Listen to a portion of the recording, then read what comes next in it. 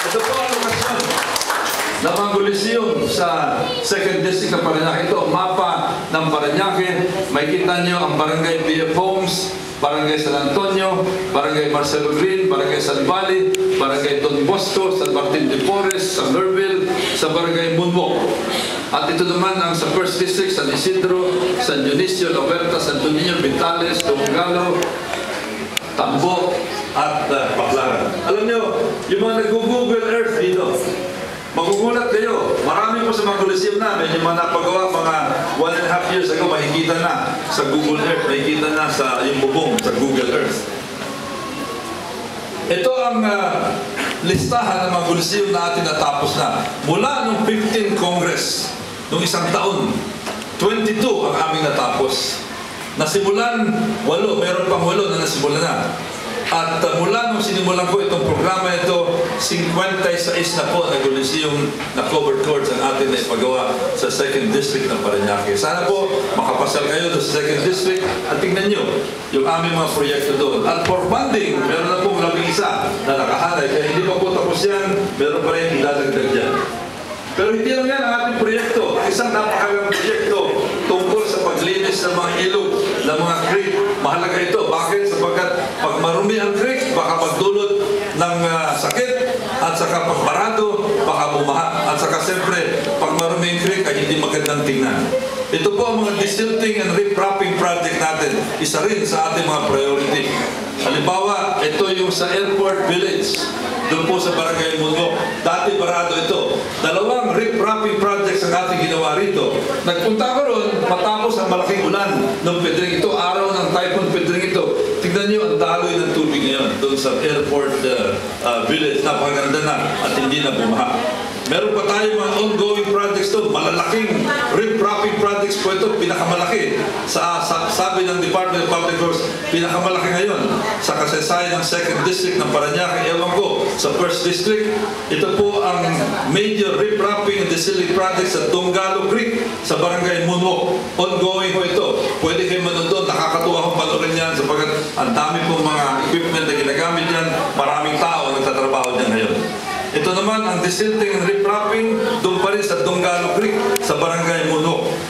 Ito ang sa Tungalo Creek pa rin sa Barangay Munwok. Ito naman ang sa Munwok Creek sa may Alvin Street sa Barangay Munwok pa rin. Ito ang Munwok Creek sa Alvin Street. Ganyan, maraming tao nagtatrabaho dito. Ito naman ang riprapping and desilting project sa Sapang Buhaya. Doon po sa Barangay San Antonio, isang napakahabang creek. Tingnan nyo, mangyayari dito. Ito, nakikita nyo ito, yan ay mawawala matapos ang proyekto ito. Ito, nasa kabila, galagyan rin ang riprap po yan. Ito, nasimula na ang riprapping dito. Tingnan nyo yung mga riprapping namin pinapagawa doon. Ito ang sa Sapang Buhaya. Ito naman sa Villanueva Creek. Doon naman ito ang Villanueva Creek. Ito yung mahabang creek na nagsisimula doon banda sa amin sa Barangay BF, umaabot hanggang Barangay San Isidro ito. At ito ang nagdudulot ng baha sa maraming lugar. Doon po sa Barangay San Isidro, ito sinisimula na rin ang riprapping project dyan. Mula nung magsimula tayo, noong 15 Congress, noong July last year, 9 na riprapping projects na natapos. Mula noong 2004 hanggang ngayon, 31 na riprapping projects na natin natapos. At yung aking 3 proyekto na nabanggit, yan po ay malalaking mga riprapping projects, pinakamalaki sa kasaysayan ng 2nd District ng Parañaque. Ito naman pinapakita ko sa inyo. Hindi ko po ito proyekto. Ito ang entertainment city ng Parañaque. Bakit ko pinapakita ito? Sapagkat alam nyo, para maliwanag kung sino ang dapat na kilalanin sa napakagandang proyekto na ito. Entertainment City, makita nyo, 2006 pa lamang, andyan na si Mayor June Bernabe. At alam nyo, itong proyekto na ito, ang talagang dapat na kilalanin dito, ibang iba, kundi si Mayor June Bernabe. At kahit na wala sa rito, dapat natin. September 18, 2008, nagkaroon na ng resolution ang ating City Council. At nagkataon ang naatasan na gumawa ng resolution dito, ang aking anak na si Monsignor Rico Goles, pero kasama ang lahat ng mga councilors ng ating City Council. At dito, nakalagay dito sa resolution na ito, endorsing the tourism ecozone status of the Manila Bay Tourism and Entertainment City in the reclamation area. Kaya nakita nyo, 2008 pa, nung nakarang kongreso pa, ay tapos na po ang approval ng proyekto nito. Kaya kung meron pong kigalalanin, yun po yung mga opisyal na nakaupo noong panahon na yun.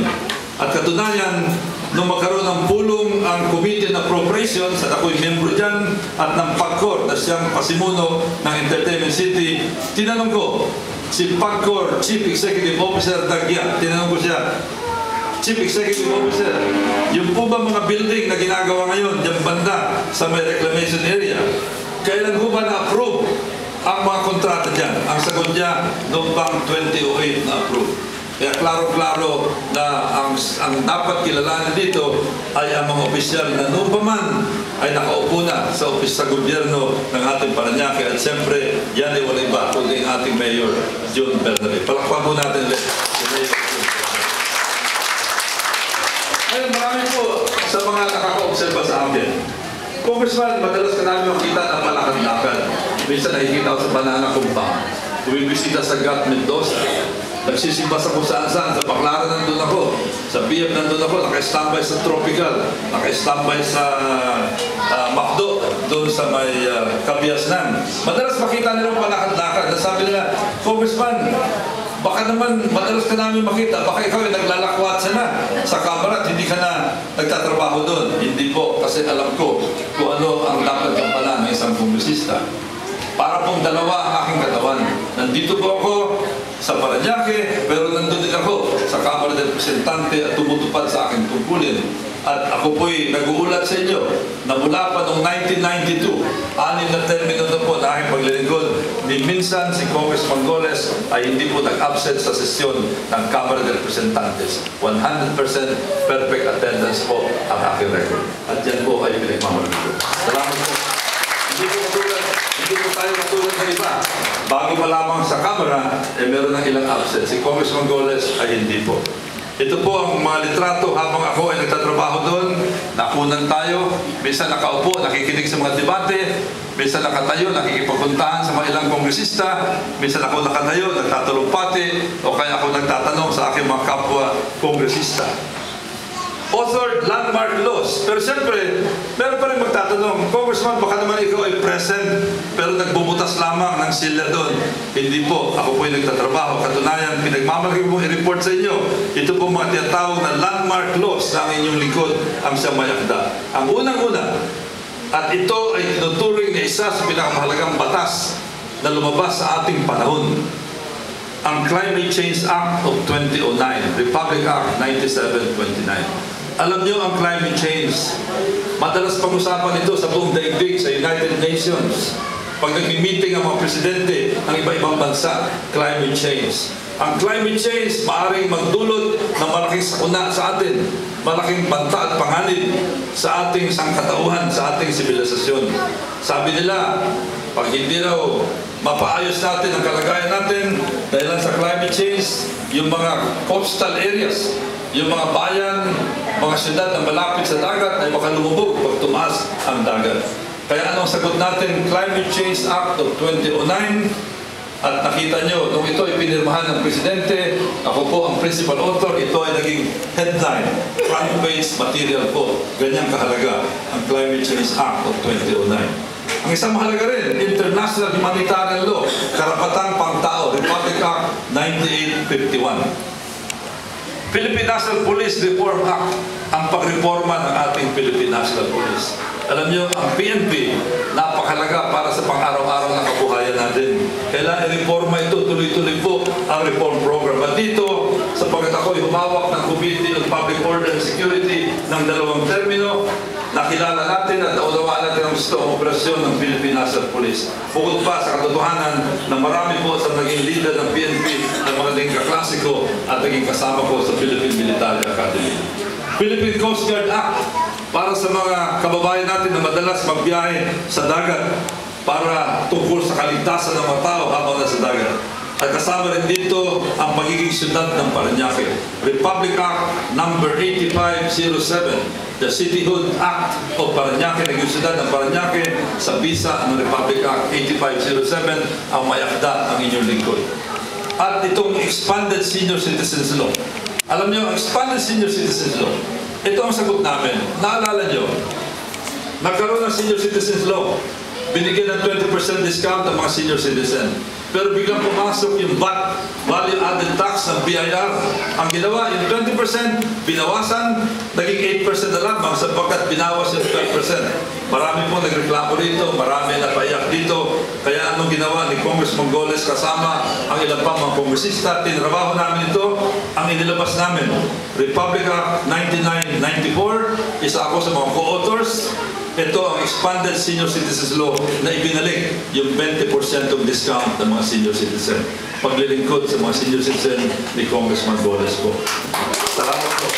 Pero alam nyo, pag kayo magpunta sa McDo, sa KFC, sa Chowking, ang ibibigay ng discount sa mga senior citizen, 20%. Pero kung sakali na makasabay nyo si Congressman Goles doon sa mga naturing ng mga fast food na sinabi ko, McDo, Jollibee, Chowking, KFC, at marami pang iba, hindi lamang po 20% discount ang ibibigay sa inyo. 100% discount.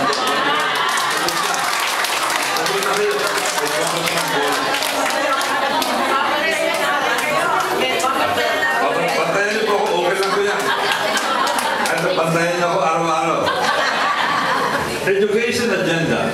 Kanina, sinabi ko sa inyo, ang isa sa mga kadahilanan kung bakit ako'y nakatayo dito, galing sa isang mahirap at maliit na probinsya, dahilan sa edukasyon. Kaya yan din ang ating binigyan din bilang congressman. Ang isang paglilingkod natin dito ay tinatawag na nationalization. Ano ba yung nationalization? Alam niyo, ang isang eskwelahan, pag ito ay ma-nationalize, ang ibig sabihin ito, bibigyan ng eskwelahan na yan ng dagdag ng milyon-milyon piso na pondo galing sa gobyerno nasyonal. Ang laking tulong mo niyan. At hindi na yan. Bibigyan din ng dagdag ng mga teacher items ang eskwelahan. Malaking tulong din sa eskwelahan. Ang unang nationalize na eskwelahan, Parañaque National High School sa bisa ng Republic Act 7841 ang mayakda ang inyong lingkod, Congressman Goles po. At dyan isinundan natin ng Dr. Arcadio Santos National High School, Republic Act 8884. At itong bandang huli, dalawang bagong high school, bagong-bago po ito, San Valley High School at Moonwalk High School na itinatag ng ating Mayor June Bernabe.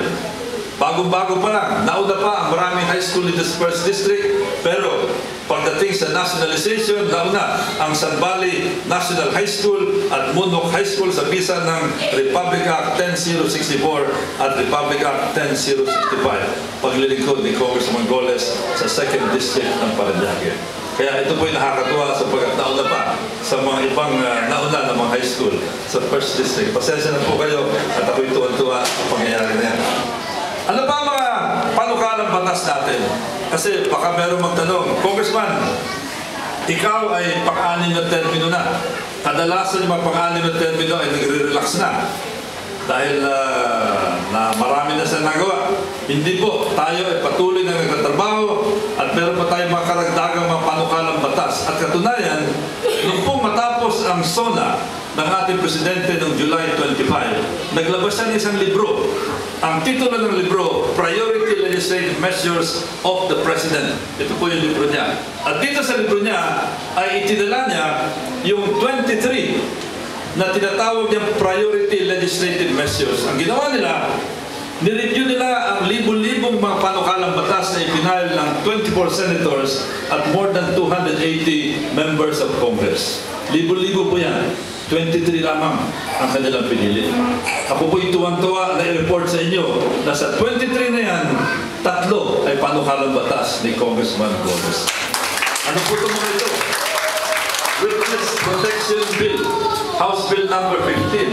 Pagpapalakas ang ating Witness Protection Program sa pagkipaglaban sa krimen katulad sa mga taong si Jun Losada at si Colonel Rabusa.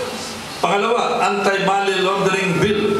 Ang Anti-Money Laundering Bill, ito yung sagot sa mga drug lord, mga gambling lord, mga nagpa-plunder na itinatago yung pera. Itinatago yung kanilang mga ninakaw na pera. Medyo marami pang loopholes ang pagkasalukuyang Anti-Money Laundering Bill. Naglabas tayo ng isang panukalang batas para palakasin ang ating Anti-Money Laundering Bill at ito ang isa sa mga pinili ni Presidente. Bukod dyan, yung pangatlo, yung Maritime Zones Bill, House Bill number 4185. Ano ho ba ito? Ang Pilipinas na papaligiran ng malaking karagatan. Andiyan ang tinatawag ng territorial sea, yung contiguous zone, yung continental shelf, yung exclusive economic zone. Mahalaga ho yan sapagkat nandyan ang ating soberenya, ang ating seguridad, ang ating kayamanan sa dagat. Pero alam nyo, ito mga bandang huli, meron po isang malaking bansa sa ating kapaligiran na gustong kamkamin yung ating karagatan. Alam nyo kung sino yung bansa niyan. Ang sagot ni Congressman Goles, Maritime Zones Bill para pangalagaan ang ating soberenya. Kaya ito naman ay pinili ni Presidente Pinoy Aquino, isa sa mga panukalang batas na itinuring niyang priority legislative measure. Meron pa tayo sa panukalang batas. Ito po yung pagtatatag ng Department of Information and Communications Technology, House Bill number 16, sapagkat ako'y naniniwala na ang kinabukasan ng ating bansa ay nakasalalay sa tinatawag na ICT. At ito'y nakikita na natin. Meron tayong business process outsourcing, merong internet, merong mga call centers na palakas ng palakas, palaki ng palaki. Ito ang sagot natin para lalong lumakas ito ang creation ng Department of Information and Communications Technology. Ano ang estado? Alam niyo, madali pong mag-file ng panukalang batas. Marami mga kongresista magsasabi, ito ang na-file ko. Ito ang na-file ko para taasan ang sweldo ng kung sino-sino. Ito ang pinile ko. Pero, iba po yung nag-file kayo at iba yung ito ay naaprubahan at ito ay maisabatas. Para maisabatas at umandar ang isang panukalang batas, ang isang kongresista hindi lamang dapat mag-file, dapat magtrabaho sa rito, sa committee at sa plenaryo. At para gawin ito, kailangan siya ay nakikipagdebate at nakikipag-usap sa mga kanyang kapwa kongresista. Ang inyong lingkod ay hindi po miyembro ng Committee de Select. Hindi po tayo katulad ng mga ibang kongresista na hindi napapalitaan sa TV, sa radyo, sa dyaryo. Hindi nyo narinig na nakikipagdebate. Ang inyong congressman ay nanatiling spokesman at boses ninyo sa Kamara de Representante at ikinalulugod ko rin iulat sa inyo ano bang status sa mga bill na aking nasabi. DICT Bill, Department of Information and Communications Technology Bill, approved on second reading noong October 11, 2011. Maritime Zones Bill, approved on second reading noong October 12, 2011. At Anti-Money Laundering Bill, approved on second reading noong October 12, 2011. At ito naman ang isa sa ating mga advokasya. Alam nyo, ang inyong lingkod, pinili na advokasya ang isang napakalagang issue na pangnasyonal, ang Sprat List. Ito po ang Sprat List, ito maliliit na mga isla, mga bahura, mga reef sa kalagitnaan ng South China Sea. Ito ang ating exclusive economic zone, itong kulay blue na ito. Ito ang Pilipinas. Ito naman ang China. May kita nyo, inaangkin ng China ang Sprat List. Pero tingnan nyo kung gaano kalapit ang Sprat List sa Palawan at kung gaano kalayo sa China. Ang ginawa ng China, nag-drawing sila ng red line. Ito pong red line, tinatawag na 9 dash lines. At ang sabi ng China, itong lahat na ito ay teritoryo ng China. Ito ay tinututulan natin, isa tayo sa madalas na tumatayo para labanan ang issue na ito sapagkat katulad na sinabi ko kanina, ito ay napakalaga para sa ating kinabukasan. Isipin nyo, dito sa South China Sea, meron estimate na ginagawa na maaaring meron dyan mga 100 billion barrels of oil. Magkano ang 100 billion barrels of oil? Maaaring mabot yan ng 400 trillion pesos. Halos 200 equivalent taon, equivalent ng ating national na budget. Yan yung kahalaga. At hindi lang yan, siyempre hindi lang pera pinag-usapan yan. Pinag-usapan ng soberenya, pinag-usapan ng ating seguridad. Mahalaga po ang issue ng Sprat List. Meron pa tayong mga ibang project. Dole projects. Meron tayong paglilinis sa mga iba-ibang lugar, sa mga iba-ibang barangay. 8 barangay, 264 beneficiaries, sinisweldohan ng Department of Labor and Employment. Meron tayong TESDA training, 304 scholars ng TESDA. Meron tayong Goles Scholarship Program sa ilalim ng CHED, 1,340 na scholars. At meron tayong Medical Assistance Program sa Philippine General Hospital na isa sa pinaka-modernong government hospital ngayon. mula po nung pagkasalukuyang Congress nung July last year, meron tayong 4,913 na nakinabang na dito. At marami dyan, 1,465 ay galing po dito sa 1st District ng Parañaque. Kaya po, hindi po natin ito pinagkakait sa mga taga 1st District. Kung meron pa sa inyo nangangailangan ng PGH Referral Program, mangyari lamang na lumapit kayo sa aming opisina. Mula nung ito'y magsimula noong 2004, mahigit 21,000 na ang nakinabang dito sa PGH program natin. Kaya para tayo nagpapatakbo ng isang malaking ospital sa pamamagitan ng programa ito. At ito pa po, ayaw ko sanang banggitin ito sapagkat medyo hindi magandang pakita ito. May kita naman sa litrato. Ito yung libreng palibing program natin. Pero hindi natin maiwasan ito. Sabi nga nila, ang buhay parang awit lamang. Mayroong simula at mayroong katapusan. Kung umabot sa katapusan ang buhay doon po sa amin sa 2nd District ng Parañaque at ang pamilya na apektado ay isang pamilya na nangangailangan, indigent, meron po tayong libreng palibing program. Wala pong pili ito. Kahit sino po, basta qualified, ay pwede rito. Katunayan, mula po ng 15 Congress, mahigit 1,000 na ang nakinabang dito. Wala pang 1,000 araw ang nakaraan mula nung nagsimula ang 15 Congress, pero mahigit ng 1,000 ang nakinabang dito. So makikita nyo kung gaano karami na ikinabang dito. Ang kinalulungkot ko lang, hindi ko po pwedeng ialay ito sa mga nagka-1st District ng Parañaque sapagat hindi po ito papayagan ng DSWD sapagat ang pondo ay para lamang sa 2nd District. Pero gusto ko sabihin, bakit ba sinimulan ko ito? Alam nyo kasi nakita ko ang isang pamilya pag namatayan. Dobleng trahedya ang nangyayari. Una, namatayan na, malaking trahedya. Pangalawa, ang isang mahirap na pamilya pag namatayan, mababaon sa utang. Ang dami dyan, ang tagal bago nila may palibing sapagat hindi nila makala pa. Magpa-fundraising pa sila, nagkatakot-takot, nakabutin 2 linggo, mahigit. Ang iba nababaon sa utang. Ilang buwan na, mahigit na 1 taon, hindi pa makaawon sa utang. Kaya naisip natin ito. Kaya alam nyo, napakaking tulong po ito at ako'y natutuwa na ito ay sinimulan natin. At isa pang bagay na gusto kong sabihin, ang Congressman ng Parañaque, Congressman ng Cebu, kahit saan meron kong pondo para sa ganitong programa. Kung gustong gamitin ng Congressman na yan, yung pondo na para sa ganitong klaseng programa. Sa amin po, sa 2nd District, ito ay ginagamit namin. Ito ang listahan ng mga iba't ibang proyekto natin na nasimulan at natapos mula noong July last year. Coliseums completed, covered courts 22.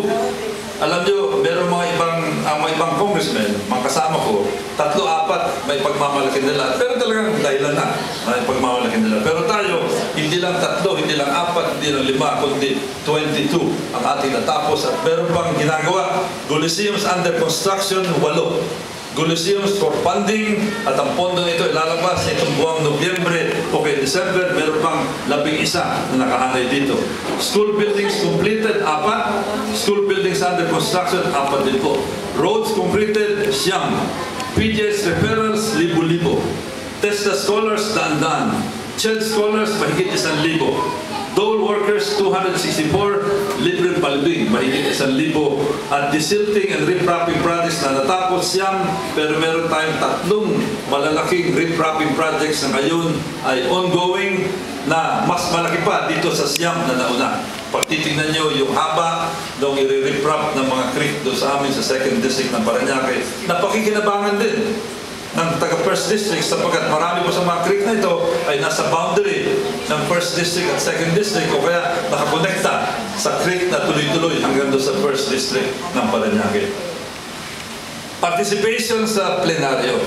Katulad na sinabi ko, ang isang congressman dapat po lumalahok sa debate. Hindi po dapat miyembro ng Committee de Silencio sapagkat doon sa amin, tinatawanan po yung mga miyembro ng Committee de Silencio. Minsan, nag-uusap kami sa plenaryo, minsan tinuturo namin yung mga ilan doon. Sabi niya, tingnan mo yan, no? Hanggang hindi pa nagsasalita. Ayan, yan. Hindi pa nagsasalita. Hindi na nakikita yan sa committee. Sa kung anong kadahilanan, meron pong kongresista na hindi po nagsasalita. At yan, makikita nyo sapagkat hindi nyo maririnig sa radyo, hindi nyo makikita sa TV, hindi nyo mapapasa sa dyaryo. Ito po ang mga pagkakataon na tayo nakasama sa mga pagdidebate doon. Pinag-uusapan ng RH, andun po tayo. State of the Nation Address, naging saksi tayo.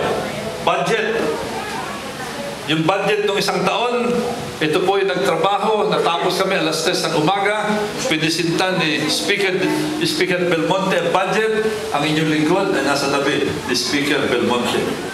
Itong nakarang buwan, nagtrabaho kami ng halos 2 linggo, inabot kami ng halos hating gabi, pinisintan ni Speaker Belmonte ang budget, andun ang Majority Leader, at nandito po ang inyong lingkod sa likuran ni Speaker Belmonte. Ito, nung tumayo ko, mag-deliver ko ng privilege speech on the sprat list. Ito naman sa Committee on Foreign Affairs, pinag-usapan kung paano pabilisin ang proseso ng passport. Marami kasi nagre-reklamo dyan, 30 days ang waiting period. Ngayon, sa pamamagitan ng aming trabaho, naging 10 days na lamang ang assurance ng Department of Foreign Affairs. Committee on Energy, pinag-usapan ng enerhiya. Yung gastos sa enerhiya na napakinggan niyo siguro na ako'y tumayo at sinabi ko na nag-overprice yung tinatawag ng mga IPP, Independent Power Producers, ng halos $10 billion. Ito nakarang 10 taon. Committee on ICT, pinag-usapan ang call center, ang mga internet, yung mga telepono, at maraming iba. Aktibo rin tayo sa Committee on ICT. Committee on National Defense, nandito po ang mga admiral at mga general na kaharap namin. Committee on Appropriations, kasama ko dito si Speaker Belmonte. Committee on Transportation, magkasama kami ng ating kapitbahay na Congressman Biason, at Commission on Appointments. Ang Commission on Appointments, alam niyo naman yan, ito po ang nagre-repaso at nag-aaproba ng confirmation ng mga sekretaryo, mga general, mga admiral, at mga ambassador. Ang chairman po ng Commission on Appointments, Senate President Juan Ponce Enrile. Ang vice chairman, ang inyong lingkod po, Congressman Goles. Meron din tayong wheelchair at mga saklay. Pwede po pati ang mga taga-First District dito. Kung nangangailangan ko ng wheelchair, magsabi lamang po kayo o kaya saklay. I-verify namin, kung ma-verify na dahil kailangan nyo, within 1 week, ipapadala po sa inyo ang wheelchair. Yan po ay galing sa personal na pondo ni Congressman Goles. Ito ang halimbawa ng mga nakatanggap ng wheelchair doon po sa amin. Ito pa po. Mga sasakyan. Pinag-uusapan din ang sasakyan. Alam nyo, nung unang termino ko, ito ang isa sa mga binigyan din ko. Hindi lamang po 8, hindi 10, hindi 1 dosena sasakyan, kundi mahigit 84. Ito yung natatandaan ng marami dito. Bawat isa sa 16 na barangay, pinadalhan natin ng isang Anfra, 2 multicabs kasama sa SK, isang dump truck na nakikita nyo na nagkukolekta ng basura noong panahon na yun, at lahat ng mga eskwelahan sa First District and Second District, suma total, 84 na mga sasakyan. Bumahapon na sasakyan noong unang termine ko bilang congressman ng Parañaque. Ito naman ang listahan ng mga personal na kontribusyon ko. Alam niyo, marami lumalapit sa amin. Ito, pakikita nyo, hindi po biro yung mga solicitation dito. Minsan sa isang buwan, umaabot ng 500,000, 600,000, 700,000, 97,000, 97,000, kukunti pa lang yan. Kaya, yan po ang mga personal na gastos natin, umaabot ng mga 4.7 million mula nung magsimula ang 15th Congress ng Pilipinas. At bilang pangwakas, gusto ko mo sabihin sa inyo, ito po yung talaan ng mga proyekto. Alam ko marami ang madalas pagtanong, Congressman, inaambing ka namin sa mga ilang kongresista sa paligid. Ang tingin namin, parang napakarami ng iyong proyekto. Baka naman mas malaki ang pondo na binibigay sa inyo. Alam niyo, gusto kong bigyan din. Ang pondo ng Congressman ng 2nd District ng Parañaque, pareho lang po sa pondo na hinawakan ng Congressman ng Batanes, ng Cagayan, ng Samar, ng Cebu, ng Mindanao. Nagkakaiba lamang sa estratehiya ng paggagawa ng proyekto. Nagkakaiba lamang sa implementasyon. Gusto kong sabihin na sa aking palagay, sapagkat pinakikinggan ko talaga at minamatyagan ko kung anong pangailangan ng tao, siguro natitsempuhan natin na kung anong kailangan nila, school building, pagpapagawa ng kalye, ito mga desilting program, ito mga covered courts, mga hospital, palibing, ang siyang pangunahing kakailangan ng mga tao at tumutugma naman sa kung ano ang kanilang inaasahan sa kanilang kongresista. Kaya yan po masasabi natin dito. At ito rin masasabi ko, yung sistema ng pagbabalik ng pondo. Sapagkat itong mga pondo na ito ay pinagkakatiwala lang sa atin. Ito yung binabalik ko lamang para sa inyo. At gusto ko sabihin, ng lahat po ng pondo na ipinagkakatiwala sa akin ay binabalik ko sa aking mga constituents sa pamamagitan ng mga programa at mga proyektong aking binanggit. At bilang pawakas, gusto ko sabihin sa inyo, si Congressman Goles po, marami ng pwesto sa gobyerno ang hinawakan. Naging Navy officer ako, naging Deputy Administrator ng Marina, yung umahawak ng mga barko, naging Postmaster General, naging Cabinet Member, at naging kongresista ng 6 na termino.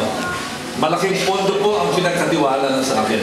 Pero ito sasabihin ko sa inyo, si Congressman Goles sa haba ng panahon na yan, sa dami ng mga posisyon at tungkulin na hinawakan, minsan hindi po tayo nagkakaso sa opisina ng Ombudsman. Ni isang kusing, wala po tayong kaso, malinis po ang record. So, ilangan po ang nasabi. Sana po kung nagustuhan nyo yung aking mga ikikwento, baka po pwede ikwento nyo rin sa inyong mga kapitbahay.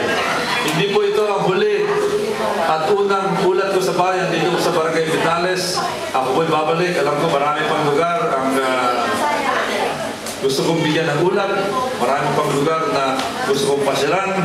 Sa muli po, ako nagpapasalamat sa lahat po ng mga tao na tumulong para maging tagumpay itong ating pagpulong nito. At siyempre sa inyo lahat, kahit ang mga maraming salamat. Maraming salamat. Thank you very much.